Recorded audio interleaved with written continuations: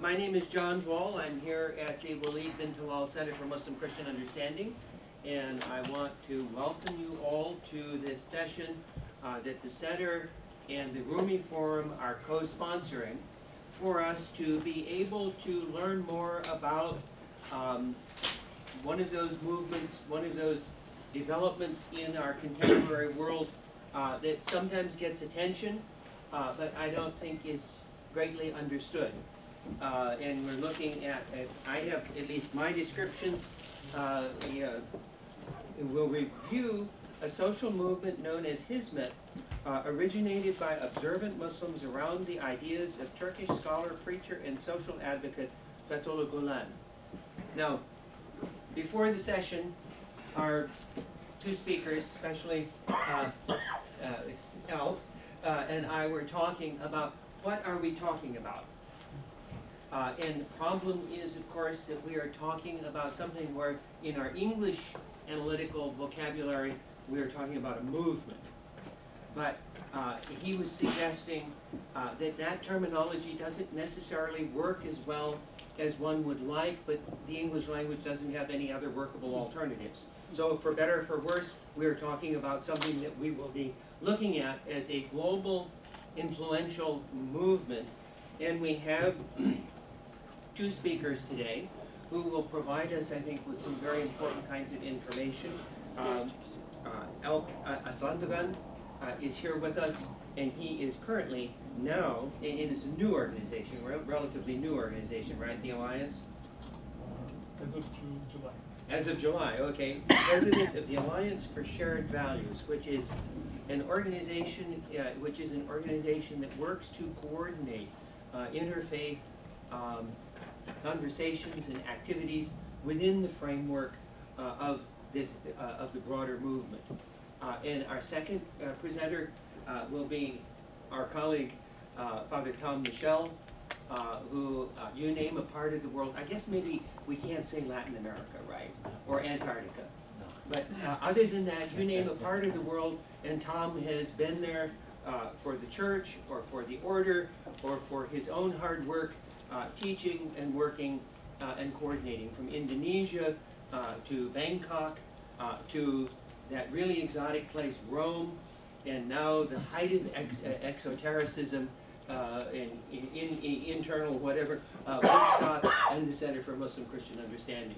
But at any rate, we are very lucky to have these two people here who can help us understand the broader dimensions of this global movement. Our only real constraint is that there is a class in this room at 2 o'clock. And so our speakers and our discussion, whatever we're doing, will be terminated by the dictator who's sitting up here, that's me, the dictator at 1:45, so that the room can be straightened up for the class. But at any rate, welcome to all of you from the Rumi Forum and from the Walid Center, and welcome to you, Al and Tom. So you'll go first. Good afternoon, everyone. I'm going to be using the center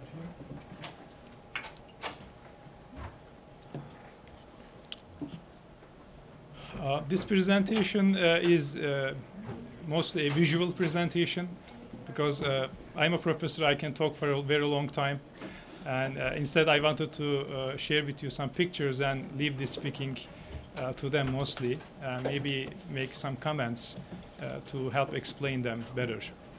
But before I start, may I just get a show of hands as to people how familiar you are already with the Hizmet Gulen movement. If you feel that you're already somewhat familiar, could you raise your hand, please? Okay. If you feel that you're not very familiar, you just want to learn about it, you're at the beginner or not so much knowing level, could you raise your hand? And I'm going to interrupt for just a minute. Sure. There's one announcement I forgot to make, is you will notice that we are being filmed. Georgetown policy is articulated on lots of little sheets. We request that there be no photographs other than done by the sponsors. Rumi is recording this, and that It is assumed, now that I have made that announcement, that this is happening, that you know that it's happening, and Georgetown says if you know that it's happening and you're still in the same room, that means that we can put it online, that we can put the session online. You don't have any problem, and Georgetown won't get sued or whatever. Sorry. Thank you.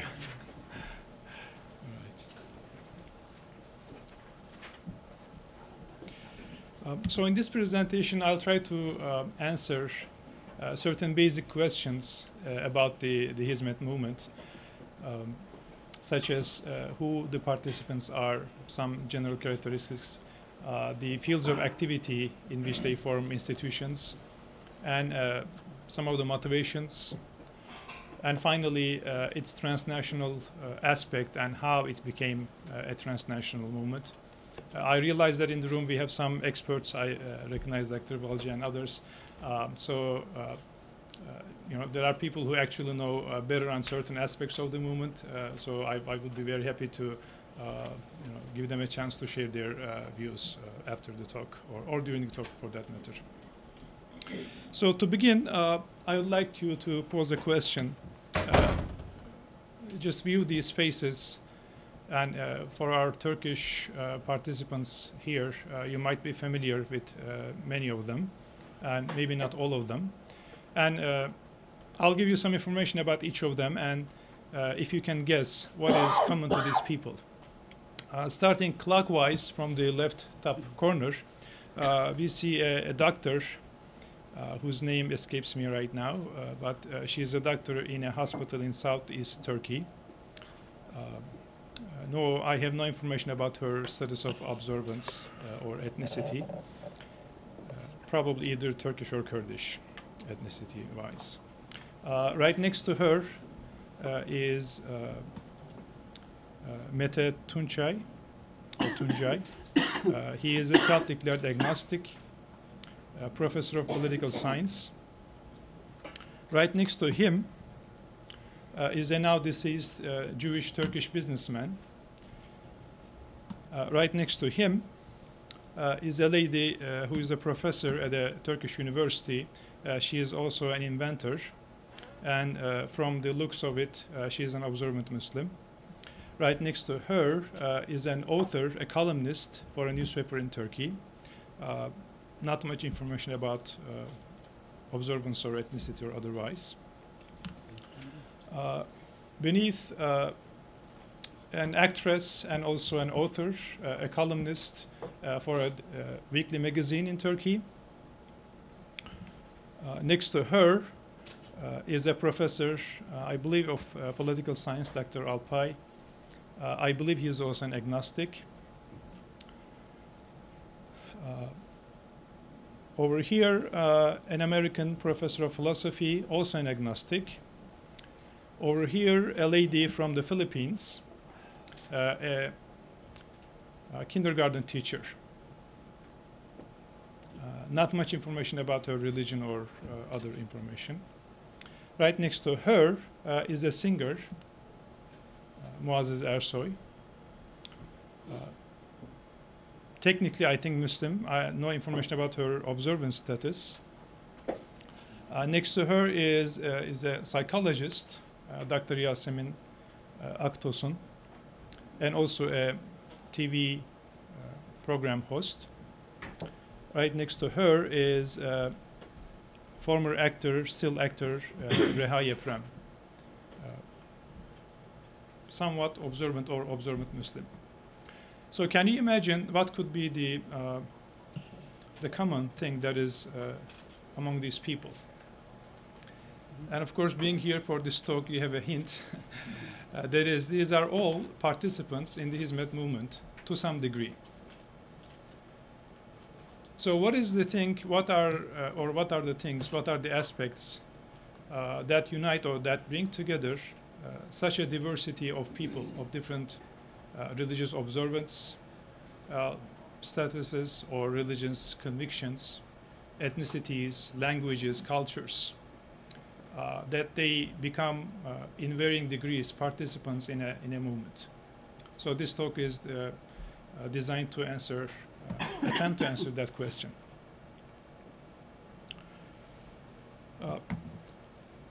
The movement is a social phenomenon that escapes an easy definition at this stage in 2012.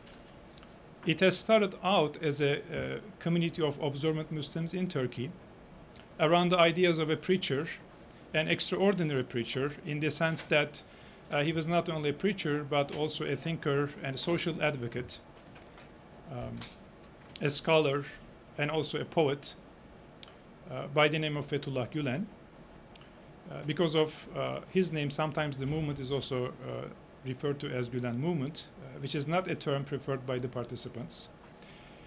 And the community then became something like a community plus, and then began transforming into a social movement and began transforming into a transnational social movement. So right now it has the elements of all of these developments in it as we speak.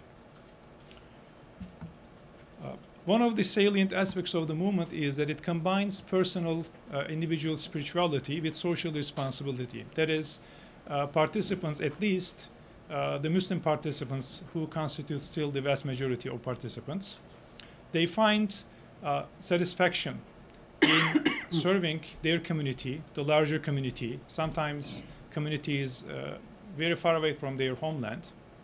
They find satisfaction, spiritual satisfaction, in doing community service and serving in other ways their fellow human beings.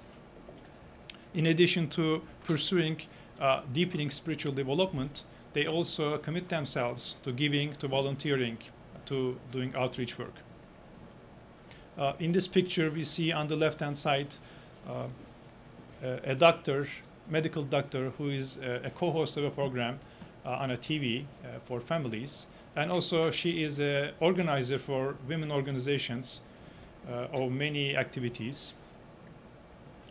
Right next we see two volunteer doctors who are treating a patient from, I believe, Ethiopia.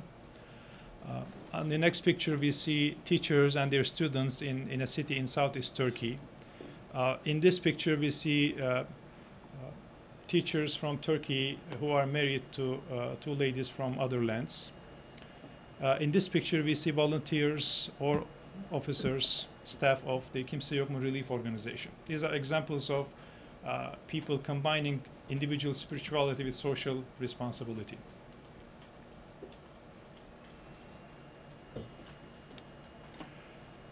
Another aspect, important aspect of the movement is that it is values-based and open to all, and it is focused on peaceful, positive action. That is why it is able to attract such a diverse set of participants from all walks of life in Turkey and increasingly abroad. There is no membership right or initiation or anything like that. And participation is completely voluntary, as in any NGO or charitable organization. But especially in Turkey, it means something.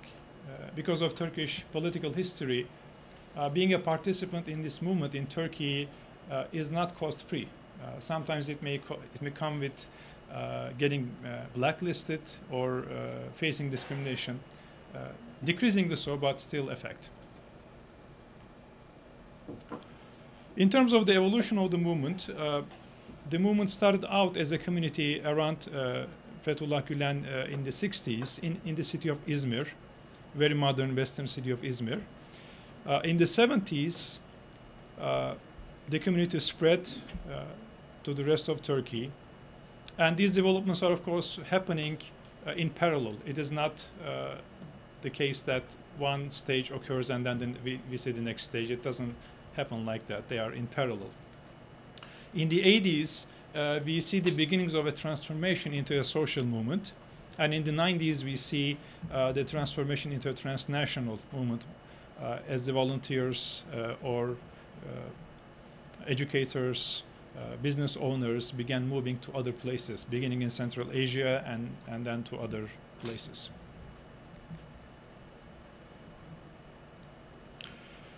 In combining the personal spirituality and social responsibility, the motto that symbolizes this combination is seeking happiness in the happiness of others. In the personal dimension, there is an emphasis on deeper spirituality through learning, through practice, and through a sense of community, in the sense of, in the form of community meetings, circles of conversations, spiritual conversations, and also outreach for spiritual purposes. In the social responsibility dimension, there is volunteerism, giving, and outreach for social causes.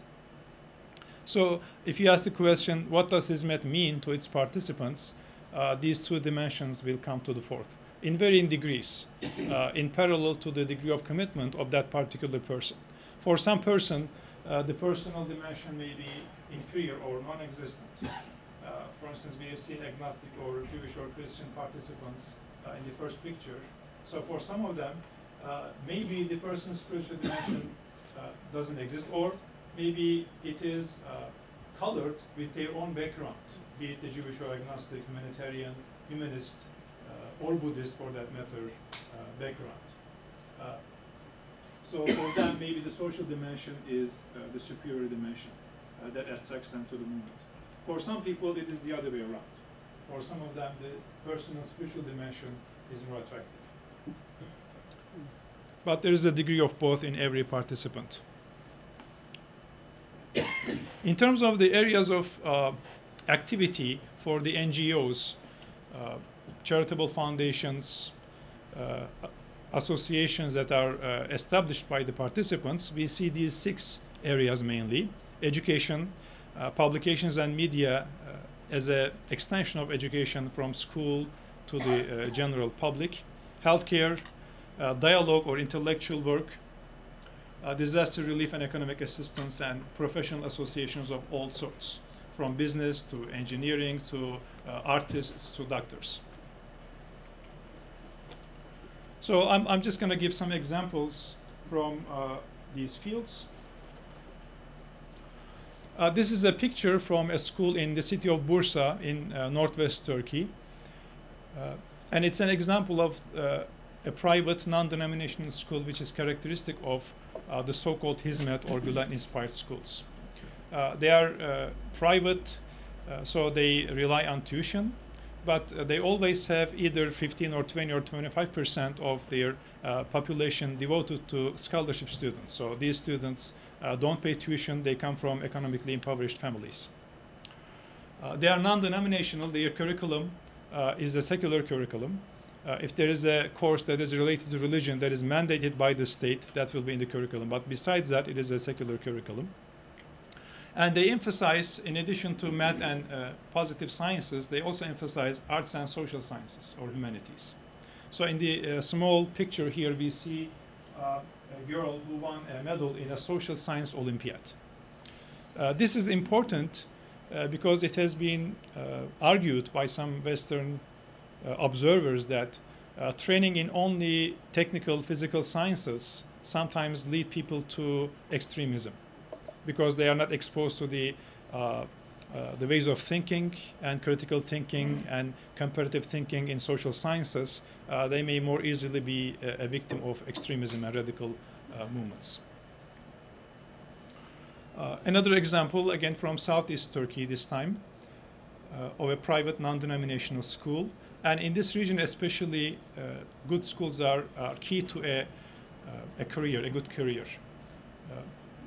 The Turkish higher education system is poised to change these days, but for many decades it has been in a way that a child coming from an impoverished family, by getting into a very good college, can get the opportunity for a very good career. Through a centralized examination, a child coming from an impoverished background can be placed in one of the top schools in the country and therefore can get a very good job. So these schools actually carry a lot of weight for giving hope, for giving career opportunities to the children of those regions. This is an example of another form of institution that is a college prep course. And this college prep course is advertising the students that they placed in various colleges. In this example, I think this is completely the medical school placements. And over here they have other statistics how many people they placed in law school, education, engineering, and other schools.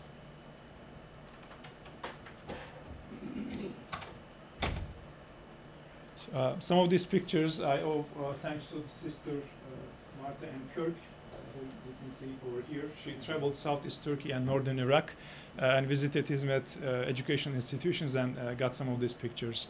And some of the pictures we took during our trips. Another important institution is the tutoring center. The tuition-based schools, obviously, they are not very cheap. They only have 20 to 25% of the student population dedicated to scholarship students. Therefore, they only give so many seats for hopes in a good career. Whereas the tutoring centers offer free tutoring to thousands and tens of thousands of students again in those areas, especially in East and Southeast Turkey, but also in the suburbs of the big cities in Turkey, which are sometimes equally impoverished. As far as I know, in total, these tutoring centers today serve in the order of several tens of thousands of students annually. A key aspect of the Hizmet-related educational institutions is that the trust that they give or that they receive from the families, socially conservative families. Typically, the socially conservative families in East or Southeast Turkey, they are reluctant to send their girls beyond whatever is mandatory. So if the elementary school is mandatory, they will be reluctant to send to a school, high school, or college. Okay? And the primary reason being social concerns. So the Hizmet institutions gives them this trust, gives them this guarantee that their daughters will be in an environment where they will be free of all harmful substances or behavior. Therefore, they make a great contribution to the education of girls in East and Southeast Turkey, in Afghanistan, in Pakistan, in every place where parents have these concerns. This is an example from Pakistan, again, a school giving education to the girls in Pakistan. And you might have heard just the other day, this girl who was shot is recovering. So I think this is a good contrast to the two mentalities, two approaches to the girls' education. This is an example from the higher education. Fatih University, based in Istanbul, they have a school of medicine and school of nursing. So these are students in that school. So those were examples from the education field. Next is publications and media. In this area, there is a major publisher of books and magazines. One example magazine is Ecology. There are others. I just chose one over here. There's a TV station with multiple channels. In this particular example, we have a psychologist, a medical doctor, and an educator who are doing this program for families. It's essentially family counseling on TV, and it's a very popular program. More important than the help it gives to the families, I think, is the fact of giving these women the power to influence the lives, the thought of their viewers. The Zaman newspaper in Turkey is an example of another form of publication, which is currently the top-selling paper in the country. In the area of healthcare, a number of hospitals, and in addition to the hospitals, doctors' associations, which bring together thousands and tens of thousands of doctors for volunteer services in Turkey and outside of Turkey.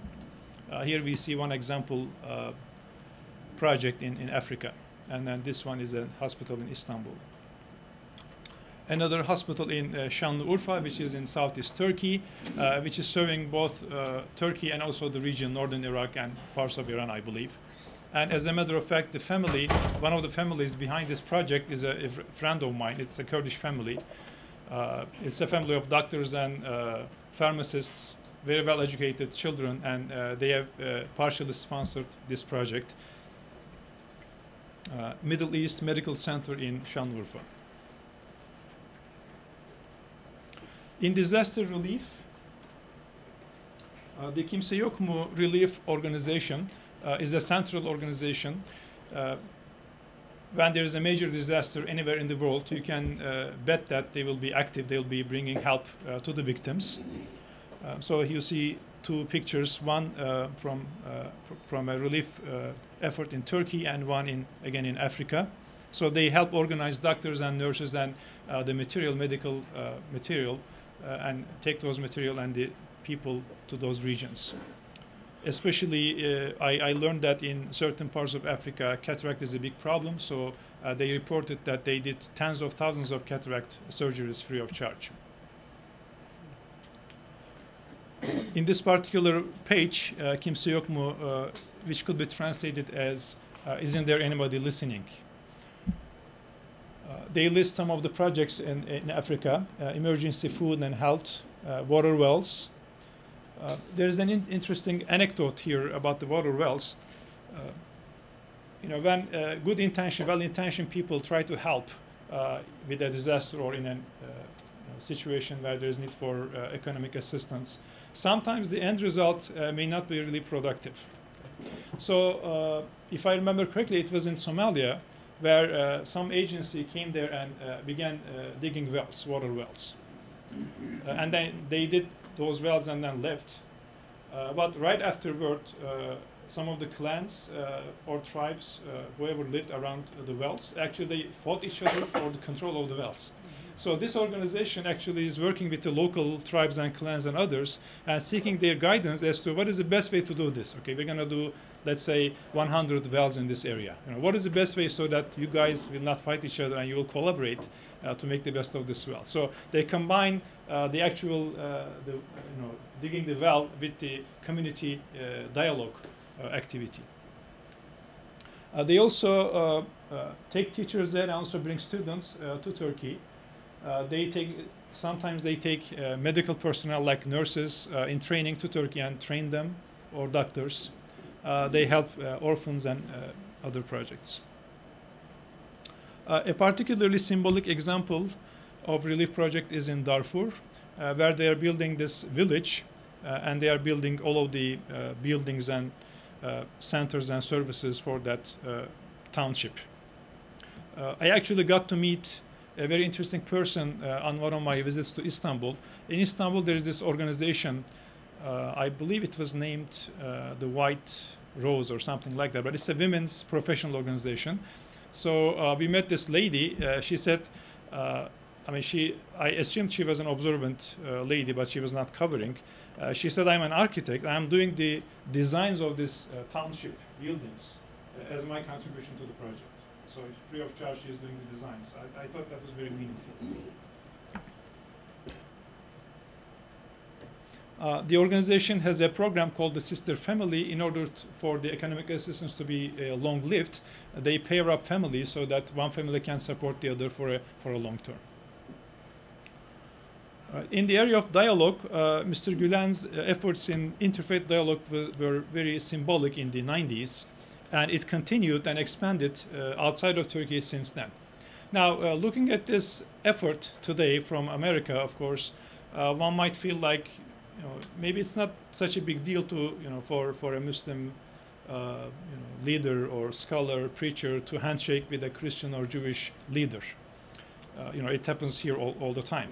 But in Turkey, that was not the case for some unexpected reasons. The Turks, of course, are used to living in diversity. Throughout the Ottoman history, Christians and Jews and other religions lived in Ottoman lands, so they are used to having neighbors of these religions. But around the First World War and Turkish War of Independence, this relationship was damaged. As the Ottoman state collapsed, some of the religious minorities were unsure if there will be an Ottoman state. So some of them, not majority, but a small portion of these religious minorities sided with Western powers, be it French or Russia or Britain or Greeks. And essentially they turned against their former neighbors. So this left a big scar in the Turkish collective mind. The question which is familiar to us in America today, are these citizens, are they loyal to our state, or are they loyal to their co-religionists, or are they loyal to a bigger power outside? So Gulen's effort in the 90s was symbolic in kind of closing that page because at that time the new Turkish Republic was weak. They were wary of foreign influence, Western influence over through the minorities. Therefore, there was this mentality of we have to protect ourselves. We have to be very cautious toward these people. So Gulen helped kind of close that page and open a new page. Okay, Turkey is strong now, and we are in a new world, and there are new developments. So we should make the best of the religious devotion and observance and put religion at the service of peace. How are we going to do that? We cannot do that with suspicion. We cannot do that by labeling. So let's open a new page. So because of that, it is very symbolic. And because of his efforts, he received a personal audience with the late Pope John Paul II. Perhaps more important and more difficult is interfaith dialogue. Often for segments of a society, it's very difficult to bring together people who differ in political matters or in ideological matters or in other matters. And we see the examples of that around here too. So in Turkey, we have many fault lines within the society. We have the political currents, the nationalists, the religiously conservative, the liberals, the Kemalists, and others. And many of whom would not want to talk with each other in a civilized manner. And we also have a divide between the Sunni majority and the Alevi minority. We also have a divide between the Turkish majority and the Kurdish minority. So we have many fault lines. And sometimes people who want to bank on animosity and fear kind of fuel these sentiments. So the Journalists and Writers Foundation, where Gulen is an honorary chairman, its purpose was to bring together the leading thinkers and spokespeople, in a symbolic sense, of these political, ethnic, ideological currents, bring them together around common social problems. Okay, we have a problem in, let's say, drug abuse. We have a problem in, let's say, the role of religion in public. We have a problem in the recognition of Kurdish cultural rights. We have a problem in this area, that area. Okay, this is our problem. We are all in this together. So how can we solve this? And everybody is free to speak their mind. Nobody's going to beat each other. We're not going to allow that. So the Hizmet, in a sense, provides a platform where people are free to speak their minds without fearing any reprisals. And this succeeded to a great extent. It brings together over 100 writers, intellectuals from all around the country of different political persuasions and ethnicities and otherwise. And it happens almost once or twice, sometimes every year. It started in a nice small town of Avant in Turkey, and then it took place in different places around the world. In this particular example, the lady on the right-hand side is a leading journalist, columnist of Kurdish ethnicity. Finally, professional associations. These associations span basically all of the professions, doctors, engineers, artists, especially business associations. And in this particular example, this is an activity of the workers in the medical field. And I believe they are in somewhere in Africa treating patients there free of charge. This picture is from a meeting organized by a major business confederation that brings together underneath thousands of businesses, small, medium-sized, some large businesses as well. Okay, let's say a few words about Mr. Gulen also. He has a multidimensional personality. He is a scholar and preacher. For Turkish community, for Turkish public, perhaps him being a preacher is more important because jokingly the Turks will say among themselves that the Turks will not read but they will listen. The amount of reading is not that much comparatively speaking to Western nations. So he's a preacher and scholar and also a mentor. He taught individual students throughout his life. And more importantly, he's a social advocate. He has done things that would not be expected of a preacher. So in that sense, he is somewhat similar to Martin Luther King, that he was a preacher. He used that power, that influence for a social cause. Although in Turkey we didn't have racism, technically speaking, but there were different forms of discrimination or alienation, stereotyping. He is progressive but rooted in tradition. This is very important because a Muslim scholar and preacher can only have influence if he is perceived as authoritative and authentic. 3 or 4 different forms of preacher scholars have very little influence on observant Muslim populations throughout in Middle East. Okay. The first category is the preacher scholar seen as a sold out. Okay. They either receive government largesse or some other form of benefit, therefore people think, oh, he's sold out. The second form of scholar preacher is seen as modernist. That is, they don't take Islamic tradition very seriously. They are in admiration of the West, so they just want to adapt the Islamic tradition to the West. They don't carry much weight. And there are other kinds of preacher scholars who also don't carry much weight. But in the case of Gulen, he is progressive in the sense that he is constantly reinterpreting those aspects of Islamic tradition that are open to reinterpretation. But as he does this, he always refers back to the tradition. He is always rooted into it. That gives him authenticity. And throughout his life, he lived a celibate life. He never owned any property. Even his family members don't own much. I mean, they are not wealthy people. So he has authenticity in the eyes of the people. He has never been seen as sold out to anybody, any entity. He is well versed in both Islamic and Western thought, and he combined intellectual work with field work. There have been many scholars and preachers who spoke, who wrote books, but when they stopped their work at that level, their influence was limited. In the case of Gulen, he went to places no other preacher would go. He would go to cafes and do talks there. Okay. He would. I learned from a friend of his that he even sought a job to be able to close to college students, to be able to have gatherings so that he can answer their questions. So he was extraordinary in that sense. Some of the noteworthy, I think, quotes from his discourse include, around the time when the observant Muslims in Turkey were not that committed to democracy, he said there's going to be no return from democracy in Turkey.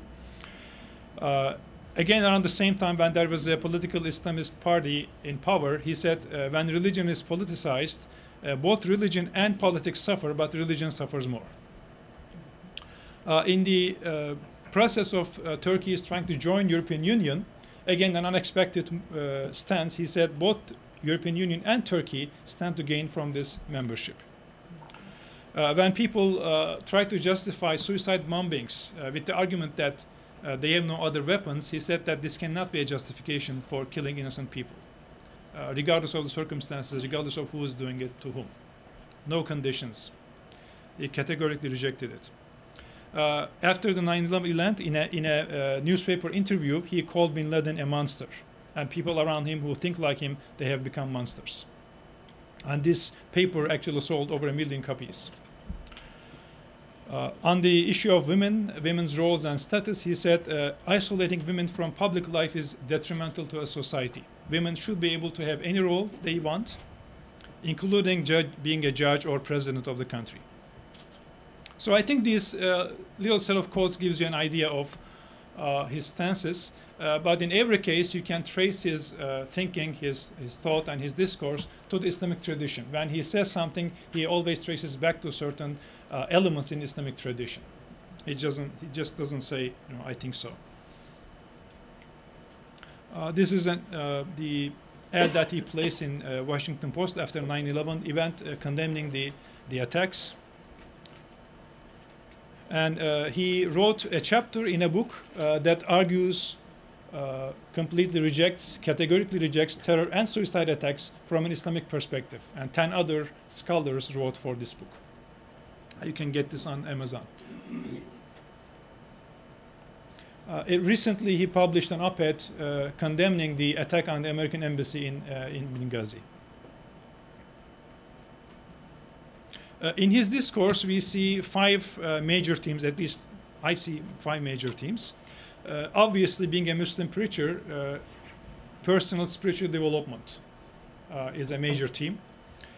Education for virtuous individuals and society is another major theme. Community service, that is, how do you complete your development by serving your community? What does it mean spiritually? That is another major theme. Dialogue and peace building. And finally, a struggle for equal opportunity. That is, in his discourse, you can often find him saying that the citizens of this country, they have a right and duty to be in every institution of their country. Okay. So this is kind of obvious to an American audience, but in Turkey, again, because of historic political discrimination, ideological discrimination, it has not been the case. Many government institutions were populated by people who thought one way, and people who thought otherwise were discriminated against. And this discrimination was compounded by the attitude of the observant Muslims in Turkey. So the typical observant Muslim parent would say, I'm not going to send my child to the law school because the law is adapted from Italian law, German law, Swiss law. There are many elements against my faith. I'm not going to send my child to law school. I'm not going to send my child to business school either because it's based on interest against my faith, so that's ruled out. I'm not going to send my child to military school or police school because they're going to have to drink, they will not be able to pray. That's out. So the end result was the children of observant Muslims in Turkey, who constitute, by different measures, they constitute about 60 to 80% of the population. I would tend to agree with the lower estimate. Let's say 60, 70%. So they were represented in the government institutions, maybe 5% or 2% or something like that. So Gulen worked to break this pattern. He said that you have a right and duty to be in every institution of your country. Within the allowances of your religion, you can practice, you can continue your faith within the law. And he actually was successful. Even people who didn't read him, listened to him regularly, accepted this premise, and they began sending their children. So today, we have much better representation of Turkish spectrum of political views or religious views in the government institutions. And this is also the reason why he is sometimes demonized with a word like infiltration, or Gulen sympathizers have infiltrated this institution. Okay, well, people have been listening to him for decades, and it doesn't, if there's no discrimination, then you would expect that the people of the country would be represented in these institutions. His efforts and the efforts of the participants have been recognized at the highest levels of Turkish society, government, and also some international renowned figures. Basically, the prime ministers and presidents of Turkey who recognized his work and the movement's work reads like who is who in Turkish politics. You can see many of the former presidents and prime ministers of Turkey on the left-hand side, and some of the international figures on the right-hand side. Okay, so let me talk about the transnational aspect, and then I'll finish with that. I mentioned that the movement is based on values, and it's open to all, which enables the movement to transform into a transnational nature. Here I tried to list some values which I thought were shared by many participants. This is by no means definitive. Just like the whole of my talk, it is only my views. It's not the official view of anybody. So I thought these are some of the views or values that are shared, such as human dignity, commitment to the dignity of all humans, the belief in the equality of all humans, and equal opportunity for all humans, democratic governance against all forms of tyranny and oppression, empathic acceptance of differences, and so on and so forth. And I'm sure you will find many values here that you will share. Okay. But I want to share with you a story that illustrates one of these values in action, and it also illustrates, in principle, I think, how the movement became transnational, in the sense that how it was accepted when the volunteers, founders, staff members of institutions, when they went to places, how and why they were accepted and embraced, and local people of those lands became part of these projects. They became board members, they became parents, they became sponsors, and they became everything. In some places, I heard that there are no Turkish staff members left in some of those institutions. So this is just one story that illustrates that people coming from different backgrounds can gather around shared values. They don't have to exactly define the values exactly. even within the same faith or culture, we don't define the values exactly the same. Right? It will be different, but it is good enough. It is good enough. So if you can get around these values, it doesn't matter how we come here. Okay, as a Muslim, I may come to the idea of commitment to human dignity, because I believe every human is created by God. Therefore, they have some divine element in them, regardless of what they believe in.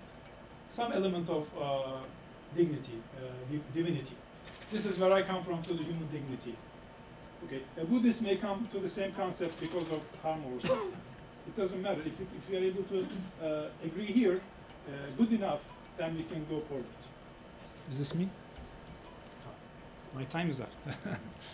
All right, so I'm finishing with this. So this story is from Romania. And the reason I'm sharing this story is that I heard it from a personal friend of mine from college.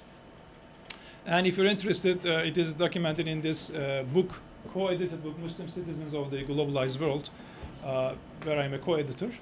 So my friend was a vice principal, I think, in a school in Romania, which was established by Hizmet participants. And one day he picks up the phone and hears a big business owner in Turkey calling him and telling him that, oh, Mr. Sacha, and so we heard that you're about to expel a student. He happens to be the son of our distributor over there. So this Turkish businessman was a big distributor, regional, and this Romanian parent is their client, and he is the Romanian distributor. So he called up the Turkish business owner, assuming he is a sponsor, he's helping these Hizmet projects. So he's asking for a favor not to expel his son from the school. My friend got angry and just, hang up the phone. He said, even if you helped in the past, this doesn't give you, the right to actually meddle into the affairs of the school. So the story is the child, the boy, had some disciplinary problems. And the school, after this, various stages of the development, the school decided to expel him. But the father was so he was trying everything in his power to keep his son in the school. Okay, he went to the mayor, he went to the governor, he went to the president, he went to the parliament. So the school officials learned that they are about to be closed down if they expel this student. So they finally invited the parent and said, okay, we get the message, all right. We cannot keep your son in this school because it will give the wrong message to the other parents. Okay, he has disciplinary problems. We tried everything. We couldn't solve it. Therefore, we have to send him to another campus in another city. So he was in one city. We're going to send him to another city. It is still within the school system. So the father is happy. Everything stops. Negative things stop. He rents an apartment for his son, and everything is quiet. Then they asked this parent, okay, what was the big deal?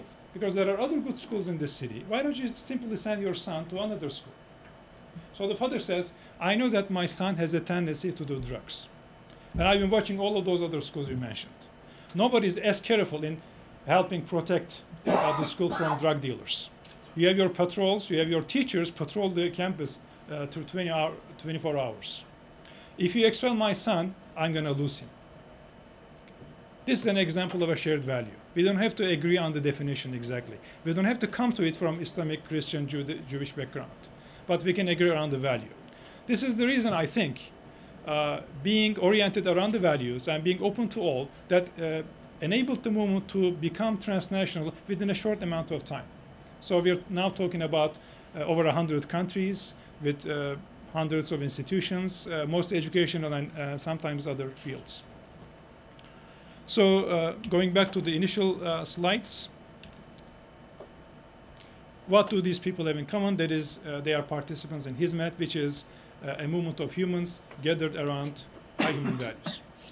Thank you for your attention.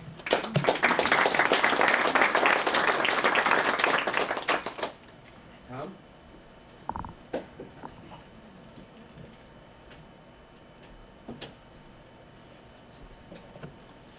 Well, that was a good introduction, and one coming from the inside. I very briefly will just give you some reflections from the outside. Of course, I'm not Turkish. I'm not Muslim. I'm a Catholic priest. But I've known and followed closely the movement, I guess, since the late 1980s. So I've watched it change from being a Turkish movement to an international one. I've watched the people there grow in understanding of what their mission in the world can be. How did I get involved with this? There were two doors, really, two paths. In 1985, I was working in Rome, in the Vatican, and we signed an educational agreement with the Turkish theology faculties. Turkish professor came to Rome, taught Islamic studies, and I went to Turkey and I taught an introduction to Christian theology in the various Turkish theology faculties. So I was there a couple of years, and I can remember I had a meeting with the Catholic bishops of Turkey. And they wanted to know what I was doing and how the reactions were and that sort of thing, and I was telling them. And I said, I think this is an opportunity for us to really more broadly get involved in a dialogue with Muslims in various sectors of society. And I can remember them saying, I asked them who they thought were the really important groups, the people who would be open to such dialogue, and they said this movement that's centered around Fethullah Gulen, they are people who are committed to pluralist society. I thought that was an interesting testimonial from outsiders in Turkey. Already in the 1980s, they were known as the ones who were sensitive to pluralism with this Christian minority. The other door was, I was teaching, as I said, Christian theology, and some of my students were students of the Risale-i Nur, that is, the long commentary on the Quran written by Sayyid Nursi, one of the most influential Muslim thinkers of the 20th century. And they introduced me to the study of the Risale-i Nur. Not many parts of it had been translated as yet and published in English, but some small parts had. So we used to study it together. And through them, I got to know more people who were studying the Risale-i Nur. And I must have been 87, 88, 89, somewhere in there. They had a symposium on the Risale-i Nur, the writings of Sayyid Nursi, and asked me to give a paper on what Sayyid Nursi had to say about Muslim-Christian understanding and cooperation. So I did. So it was a big symposium in Istanbul, and at the end of it, some of the young people said, "Would you like to meet our Hoja, our Sheikh?" And so I said yes. And that was the first time I met Mr. Gulen. And we really started a friendship that has been going on these last 25 years.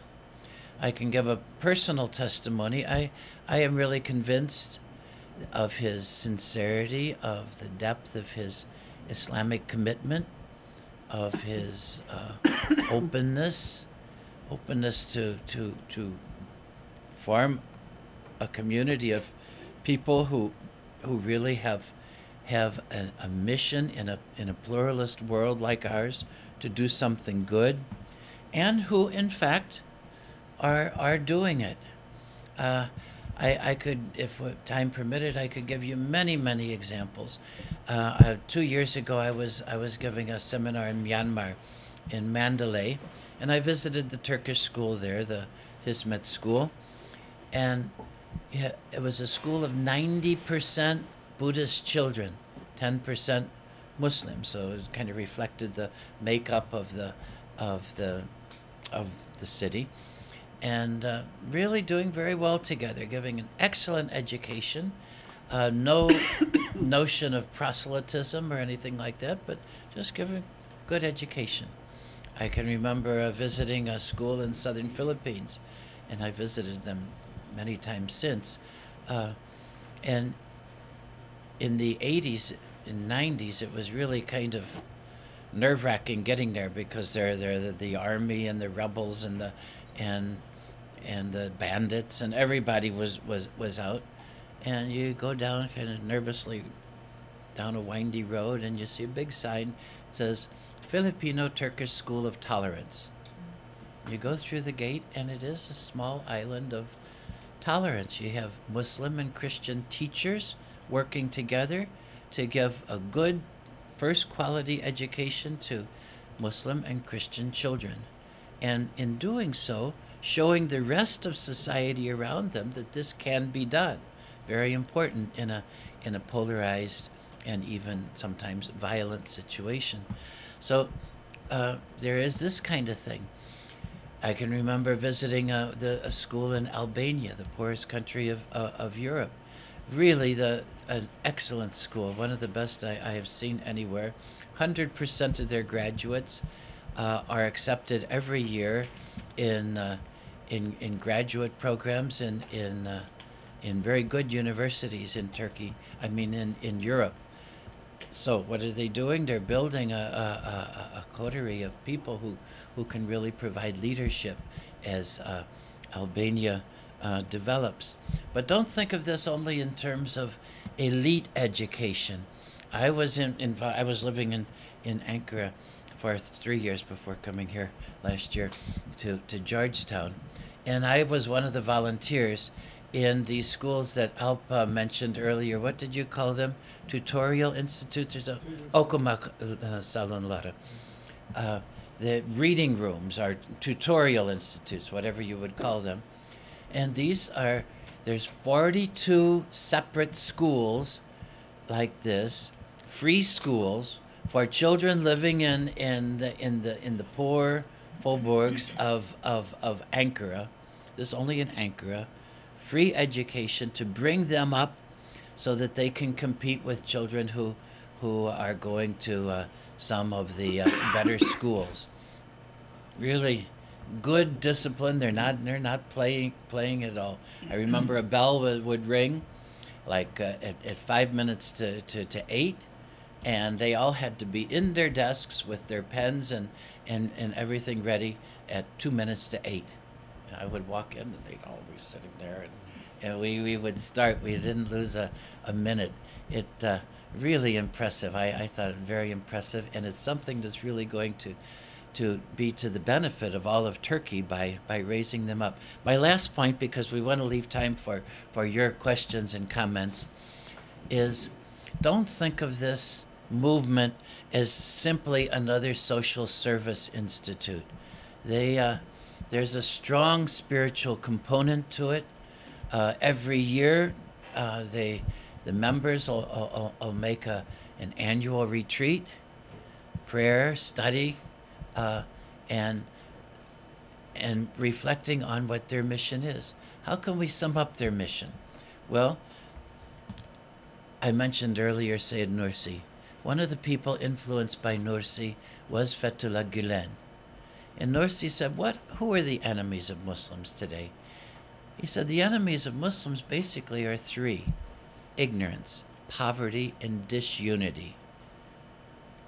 And Gulen took up this challenge of Sayyid Nursi, and his genius was to create the institutions which are going to fight these enemies of ignorance. So he's got the schools of poverty. So there's Kim Seyokmu, these different development programs that you had.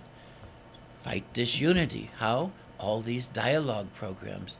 I think there must be about 200 dialogue institutes in the United States alone. 200 cells, you might say. 2 years ago during Ramadan, I was invited to Carbondale, Illinois. Who's ever been to Carbondale, Illinois? Well, there they were having an iftar program. And so I said, well, where'd this come from? It was 2 members of Southern Illinois University, Turkish students, who started this very good dialogue program with Jews and Christians and Muslims of Carbondale. Well, I'm going to stop now so that we'll have time for our discussion. Thank you.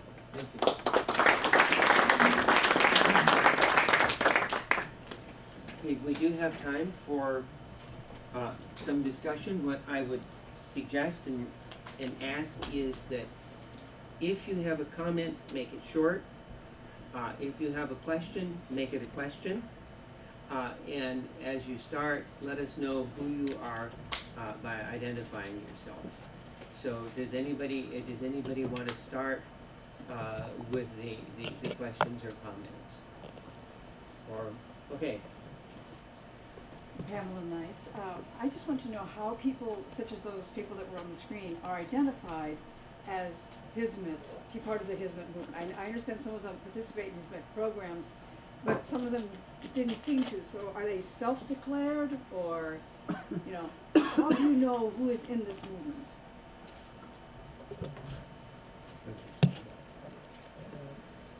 Well, the level of participation for individual will completely depend how much they share the values and how much they see a project worthwhile.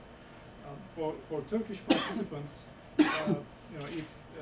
if you are basically publicly known to have participated in a program, let's say you donate money to a project, or you come and speak at an event and continue to speak at events like that, or you continue to write for a publication which is known to have associated. So for people who do these things, it is a conscious decision, because it brings with it some political baggage in Turkish context. So, but you are right in the sense that people's commitments are very different. Their participation is very different. So their level of, for instance, commitment to the spiritual development in the Islamic sense is, you have the whole range from completely non-existent to a high level. For instance, for the agnostic participants, I call them, probably their understanding of spiritual is very different, but their commitment or participation is at the social level. Yes. Asiye Olman. I used to be a research associate here. Actually, Fethullah came to the United States. So I'm an old friend, but I'm a scholar, but I do not consider myself to be officially part of the Hizmet. This is a comment and then a question, okay?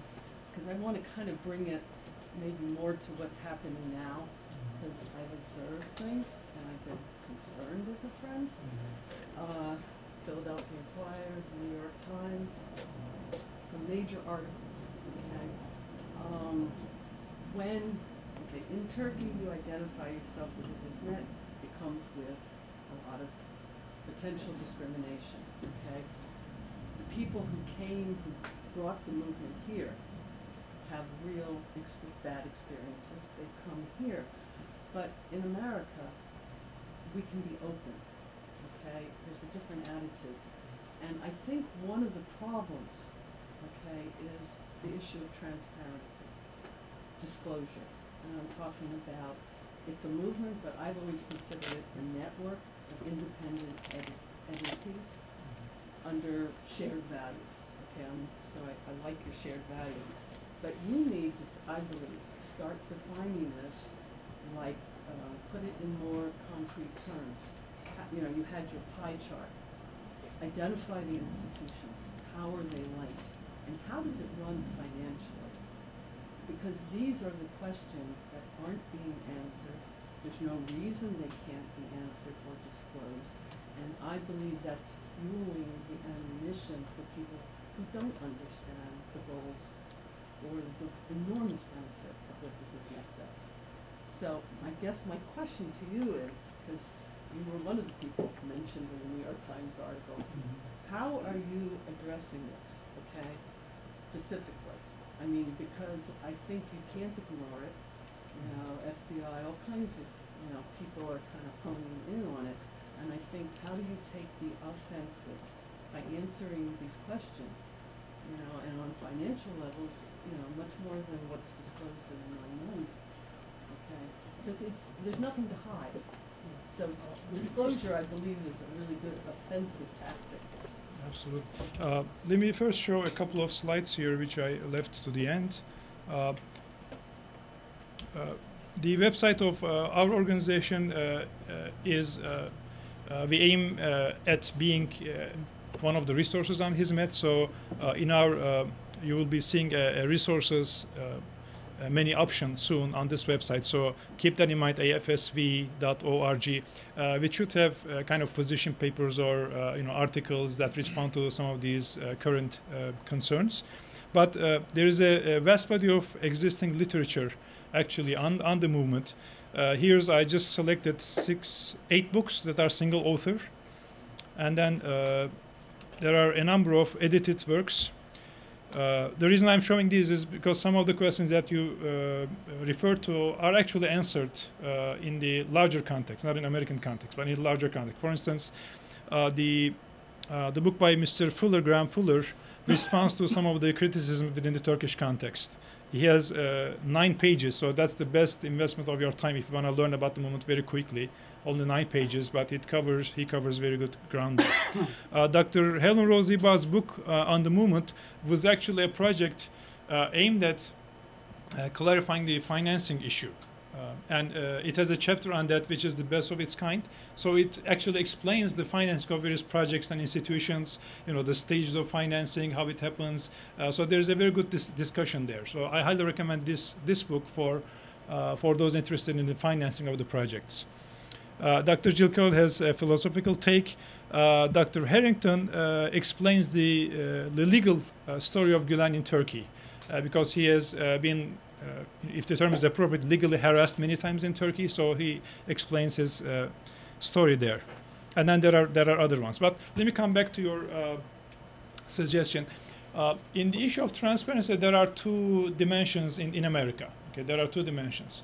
In the one dimension, you are right that the Turkish Americans who come to this country, they come with some understandings and with some experiences, and it takes some time to adapt to this democratic and open environment.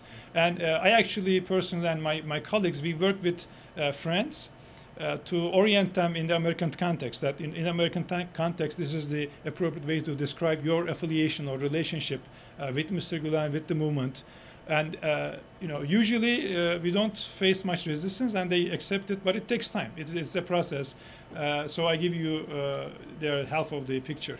Now, on the other half, though, there is an element of ambiguity, which makes things a little bit more difficult. Okay, for instance, in the case of educational institutions or other organizations, when people say transparency, they mean different things. Okay, I have, for instance, seen a reporter actually speak with a teacher, and the teacher was very free to say that he is personally inspired by Mr. Gulen and he has friends who are like him and so on and so forth. He was very open and forthcoming. But the reporter was basically asking for something like, okay, this is such and so school. And then after getting that statement, the implication would be that Mr. Gulen is running that school. So the teacher was reluctant in that aspect that Mr. Gulen is not running anything personally. I mean, his health doesn't allow him to run anything. So they are worried about the implications from certain statements. So if people are not ambiguous, if they are concrete, I think people will be very forthcoming. It will take some time for them to be educated on the American context if they are new immigrants or non-immigrants. But problem stems from these 2 sources. One, the baggage of Turkish politics. The second is the ambiguity. Okay, are you affiliated with the Gulen movement? Okay, what do you mean? Is your institution affiliated by the movement? What do you mean? Tell me, and I'm going to respond to you very clearly. But don't ask me a blanket question. In the pause, I'll just sort of to follow up, but I say in terms of transparency, one of the things in these kind of articles is the question of what is the relationship between the movement and Turkish politics. Now, if somebody, a logical question would be, what is the relationship between the Gulen movement and AKP, the current ruling party? Well, the answer to that question will be along the same lines as I described the movement. This is a values-based movement. Therefore, the values are fairly well known. Democratic governance as opposed to an authoritarian regime, human rights and freedoms. There are a set of values, respect for the family, for the elderly. Some of them do not really concern the politicians much, or political parties, but some of them do. Therefore, these values are there, and it is basically a matter of whether there is an overlap between political parties and the movement on these values. So if there is an overlap of a political party with the movement values, then that party could expect to get votes from the participants, or vice versa. And in the past, we saw this actually happen in the sense that we saw that different parties from different political orientations in Turkey, to the degree that they supported these common values, they were more supported by the movement participants. One striking example is the party of the late Bülent Ecevit, who was the leader of a, in Turkish we call it a leftist party, but in Turkish left is very different from the left universally. That's another story. But it was not, let's say, the center-right or religious conservative or religious party in any sense. But his party, many experts, Turkish experts would agree that his party did get support from the movement for a period, in which Ecevit personally was supportive of democratization. He was against authoritarian tendencies. He was against the tutelage regime. He was pro-European Union membership, which overlapped with the movement values. So it worked. It always works like this. Yeah, go ahead, yes. Could I just add something Sure. on this? My experience is that in conscientious practicing Muslims, people who identify themselves as Muslims in Turkey, virtually all of them have been sympathetic with the AKP because it's sensitive to religious concerns, to people like this.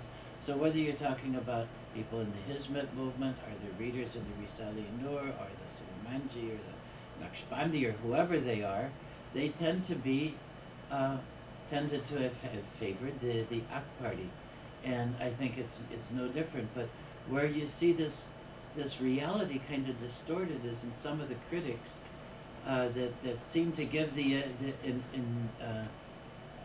idea that somehow the Gulen movement are the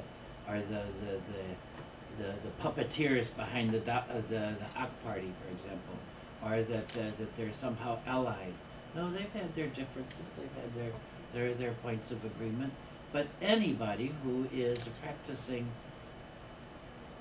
committed Muslim, they tend to naturally support AK party. Yeah, yes. I'm Margaret Johnson. I'm a sociologist and affiliated with the Institute for Islamic and Turkish Studies in Fairfax. And I just wanted to say one more thing about transparency. I just want to mention, I think you're a co-editor on one of these books. Isn't that right? Yes. With Ori Saltis here, who's a Georgetown, I'm sure. Okay, and which one is that again? I didn't see a picture of it. No, It just came out. Maybe you we're not failed on to your... put it on your screen. Duly noted. I did have its picture, but maybe, I'm sorry. I wanted to squeeze them into 2 pages, so. But she is a co-editor of one of the books. For the record. So, as a sociologist, this was always my thing, and that was when I first really got to know the movement well, I was like, oh, you guys need to be more transparent. That was like my immediate reaction. And because I have training as an organizational sociologist, and I wanted to, that were all my questions. How are you guys organized? How do you operate? And I think Americans, that's what they're looking for. They want to see, they understand how nonprofits are organized. There's a board, there's a head of the board, there's a board of directors, and there's conventions, and there's branches, and they're all kind of linked in that way. And the dilemma simply is just not structured like that. And so I think maybe a lot of times we keep trying to think if we keep searching hard enough, we're going to uncover this structure that must exist. But because of how it's coming out of the Turkish context, and which I think you did a really good job talking about, it didn't organize that way in Turkey, so it didn't organize that way in the U.S. And I just thought you might want to say, maybe you could tell us a little bit about how the movement is kind of addressing that with, a couple of years ago with all the dialogue centers becoming organized. Basically, our organization is an alliance of dialogue organizations, and one of our missions is to both develop discourse on these current issues, such as transparency, and also help educate the participants on these issues, taking into account the cultural elements of wherever organizations are. So discovering the terminology in American context, consulting sociologists as to what concept fits what term, and then giving briefings, seminars to participants in basically advising them. These are the sociological terms that seem to describe the situation. Kind of programs we're doing those. Yes. My name is Ilhan Kagri, or Ilhan Chada, depending on what language you're speaking, and I'm a research fellow for the Muslim Public Affairs Council. And I think one of the reasons that people build transparency into an organization is to protect that organization. And this is the thing that I think the elephant in the room is, how do you prevent this organization from becoming a cult of persona? Because people are not perfect. We love to join groups, and once we join a group, we don't even care what the group does anymore. We're now members of that group, and if the group is doing that, then we just go right along. And of course, human history is filled with bad choices because we happen to pick the wrong group to belong to. So just as much as, I was personally very impressed by all of this, however, it still comes back to the ideas of Mr. Fethullah Gulen. So once he's no longer the leader, heaven forbid that should happen soon, but once he's no longer the leader, or once something happens, how do you prevent this whole movement from being subverted? What's being done to not make it a cult of persona and to actually make it a viable movement of shared values, as you say? Yes, very good question. Dr. Iba's book, in conjunction with another professor from Turkey, Dr. Bashkal, has a chapter on this very issue that basically in mobilizing and motivating people, what Mr. Gulen did was he did not invent any new concept, essentially. He actually mobilized existing concepts and cultural elements within Turkish / Anatolian, Kurdish, whatever, Muslim understanding. He mobilized them. For instance, the concept of fedakarlık, doing something for your besides your immediate family or yourself, altruism. Okay, this concept he did not invent it. The concept of giving in the form of sadaka or zakat or other forms of giving, or karz hasan, or himmet for that matter. He did not invent it. It was there even from the beginning. He just pointed out that in this particular incident of our Prophet, peace upon him, he invited his friends to support this initiative, and then they openly pledged money to support that initiative. And then he did the same in 19 whatever. So this chapter argues that many of the elements that Gulen used to mobilize people, they were not new concepts. They were not due to him, but his personal integrity, I think, helped convince people to gather around these projects. Because they were gathered around not because of him personally, but because of these elements that were dormant. I think that risk that you mentioned, it is a risk, but it is minimal. And up to now, I have not been concerned, and for a while I will not be concerned, because again in Turkey, participation comes with a political cost. So unless people are consciously choosing to be participants, they will not be participants. But in the future, if there's no further any worries, and Turkey is a full-fledged democracy, completely transparent government and everything, in that case, if actually participation becomes an advantage, I may be more worried at that time. Anyone else? Okay, yes. David Newton, I'm on the advisory board of the Rumi Forum, and I'm a retired Foreign Service officer. I was in the Arab world a long time. And I wondered what effect the movement has had in the Arab world. It certainly has a deficit of tolerance in a lot of these matters. That's also a very good question. The impact of the movement on the Arab world. I think quantitatively at this time, it's not very much, quantitatively. But in terms of potential, it is great. You might be familiar with the attitude of the Turks versus Arabs coming from history.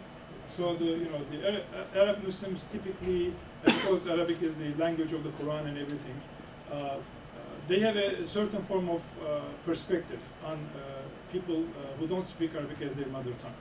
So this is a disadvantage for non-Arabic workers, if you will, in those lands where Arabic is the native tongue. So the Turks basically come with this disadvantage.